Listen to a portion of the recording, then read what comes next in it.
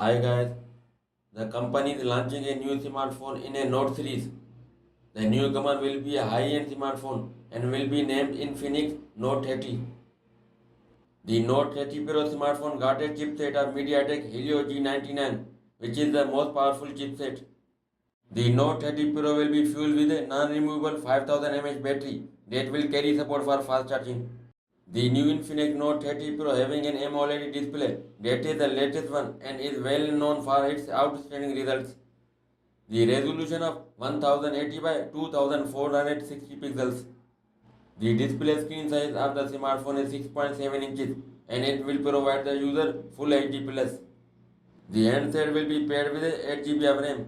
The internal storage capacity of the smartphone is 128 GB, which is enough to store a huge amount of data for the future use. And the device got a micro SD card dedicated slot. And there is a 2.2 GHz octa-core processor inside the Infinix Note 30 Pro to make the device ultra fast. And also there is a GPU of ARM Mali G57 under the hood of this smartphone. The handset will run on Android 13 operating system.